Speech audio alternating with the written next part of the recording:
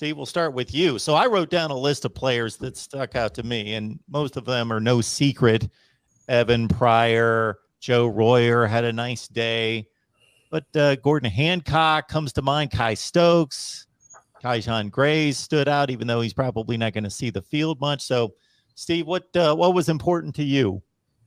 Oh, there was a lot to like there. I think the backup quarterbacks played very well. I thought the tackling was pretty crisp in the sessions where they had full tackling.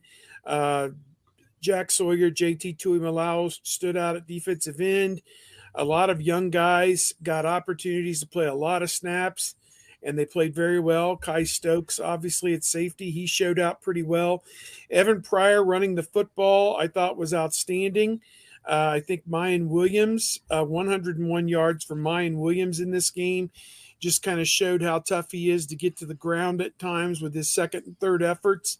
So I think that there was a lot there to really, really sink your teeth into and like.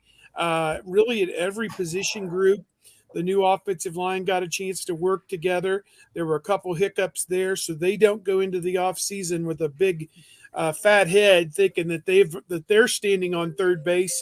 They've got some things that they need to clean up, certainly.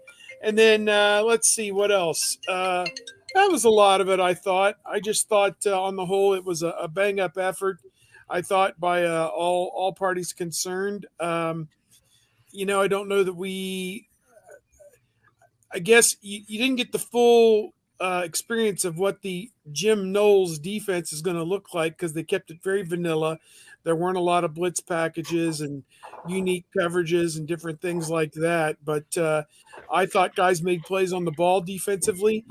They didn't. There was only one turnover in the game. There were like 70 pass attempts, 6 sacks, and 1 interception out of all that.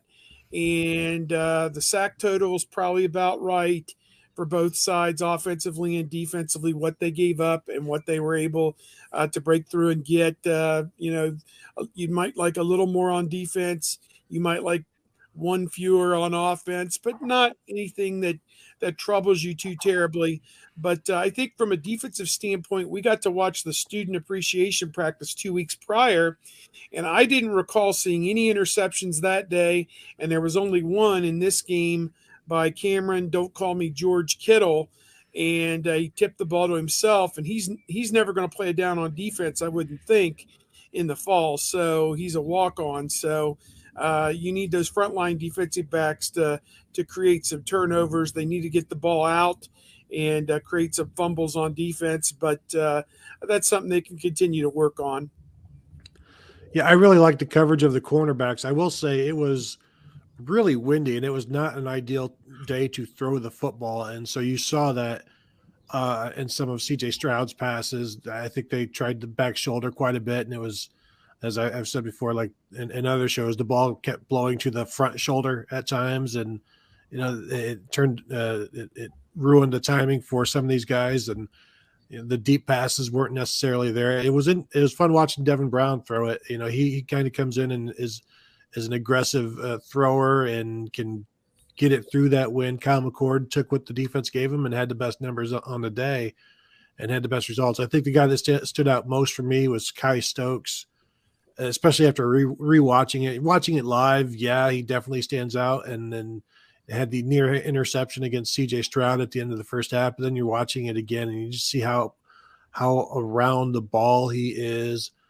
Denzel Burke looked as good as ever, knocking away a couple passes in coverage with Marvin Harrison. And Mark, like you said, Evan Pryor, it'll be interesting to see what they can do with him, because they do have 2 of the best backs in the Big Ten, and Travion Henderson and Mayan Williams.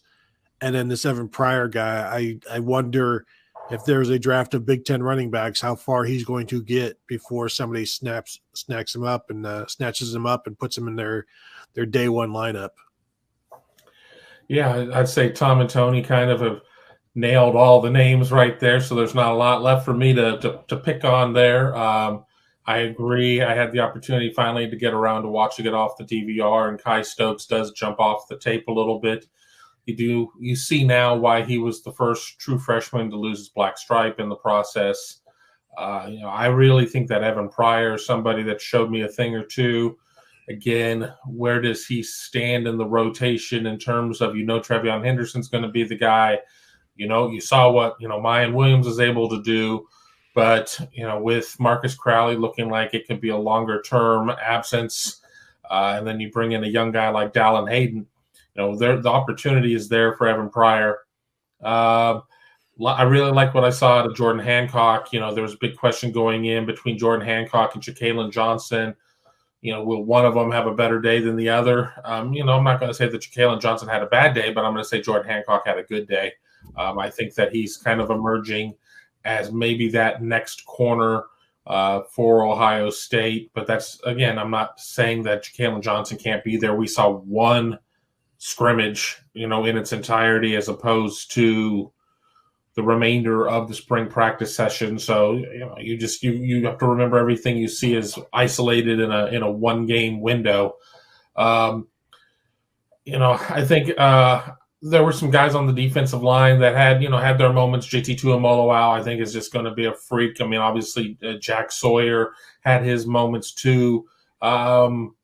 I'm just going to be Cayden Curry is somebody that flashed a couple of times. I'd like to give him a little special mention. I think Cayden Curry did a lot right there, but I mean, he's still going to be somebody that he's not going to get taller. So I mean, he's just going to have to do it, with strength and technique, and I think both those things will come in time.